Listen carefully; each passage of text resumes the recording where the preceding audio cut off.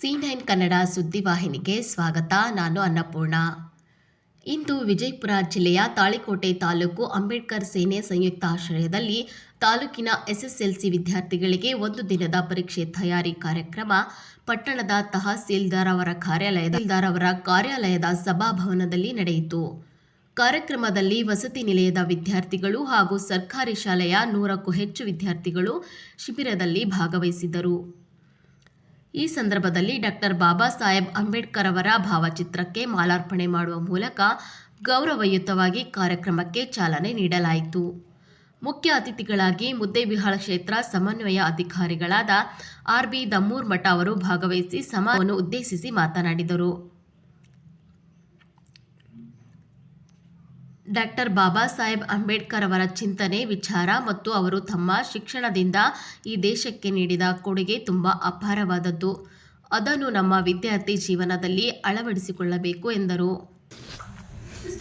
ಆದರೆ ಈ ಕ್ಷಣದವರೆಗೂ ನನಗೆ ಮುಟ್ಟಕ್ಕಾಗಲಿಲ್ಲ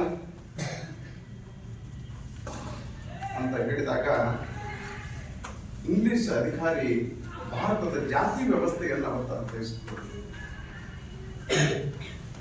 ವಿದ್ಯಾರ್ಥಿಗಳೇ, ಅಂತಹ ಸಂಕಷ್ಟದ ಬದುಕಿನಲ್ಲಿಯೂ ಇಡೀ ಭಾರತದಲ್ಲಿಯೇ ಅತ್ಯಂತ ಒಬ್ಬ ಜ್ಞಾನಾರ್ಜನೆಯನ್ನು ಗೈದು ಇಡೀ ಭಾರತವನ್ನು ಮುನ್ನಡೆಸುವುದಕ್ಕೆ ಸಂವಿಧಾನವನ್ನು ರಚಿಸಿಕೊಟ್ಟಿದ್ದಾರಲ್ಲ, ಅವರ ಆದರ್ಶಗಳು, ಅವರ ಚಿಂತನೆಗಳು, ಕನಸುಗಳು ಸಾಕಾರ ಆಗಿದ್ದು ಈ ಕ್ಷಣ ಅಂತ ನಾನು ಅನಿಸ್ತದೆ. ಯಾಕಂತಂದ್ರೆ ಇವತ್ತು ಅದು ನಾವು ಜಾತಿಯನ್ನು ಹೊರಗೆ ಬಿಡೋಣ.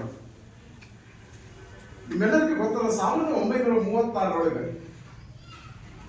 ಅಂಬೇಡ್ಕರ್ ಅವರು ಈ ದೇಶದ ಜನತೆ ಅದು ಯಾವುದೇ ಜಾತಿ ಸಮಾಜದ ಕಟ್ಟಕಡೆಯ ವ್ಯಕ್ತಿಯನ್ನು ಒಳಗೊಂಡಂತೆ ಎಲ್ಲರನ್ನೂ ನಾವು ಒಟ್ಟಿಗೆ ತರಬೇಕು ಅನ್ನೋ ಕಾರಣದಿಂದಾಗಿ ಒಂದು ಲೇಬರ್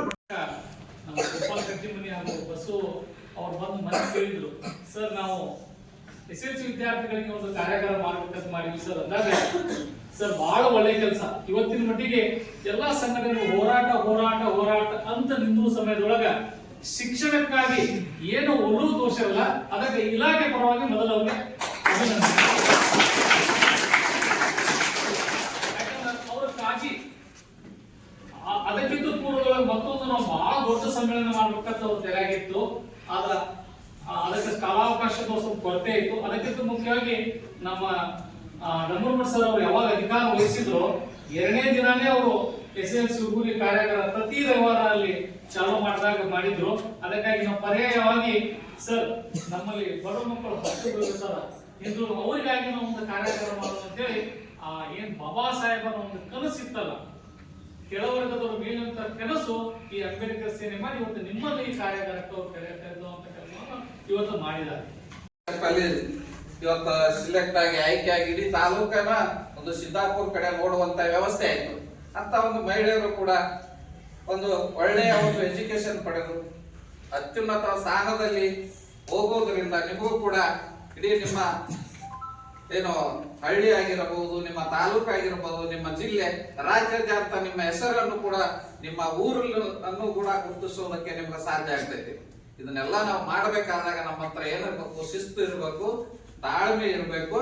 ನಾವು ಈ ಸಂದರ್ಭದಲ್ಲಿ ಮುಖಂಡರುಗಳಾದ ದುರ್ಗಪ್ಪ ದೊಡ್ಡಮನಿ, ಅಬ್ದುಲ್ ಕಲಾಂ ಫೌಂಡೇಶನ್ ಅಧ್ಯಕ್ಷ ಶಬೀರ್ ಇನಾಮದಾರ್ ಹಾಗೂ ಅಂಬೇಡ್ಕರ್ ಸೇನೆ ಪದಾಧಿಕಾರಿಗಳಾದ ಪರಶುರಾಮ್ ತಳವಾರ್, ರಾಜ ಪದ್ಯಮನ, ಆಸಿಫ್ ಕೆಂಬಾವಿ, ಆಕಾಶ್ ಮನಗೋಳಿ, ಕಾಶಿನಾಥ್ ವಜ್ಜಲ್, ಸಮರಸಿಂಗ್ ಮೂಲಿಮನಿ, ಕಾಶೇಶ್ವರ್, ಎಲ್ಲ ಅಂಬೇಡ್ಕರ್ ಸೇನೆ ಪದಾಧಿಕಾರಿಗಳು ಹಾಗೂ ಶಿಕ್ಷಣ ಪ್ರಿಯರು ಭಾಗಿಯಾಗಿದ್ದರು.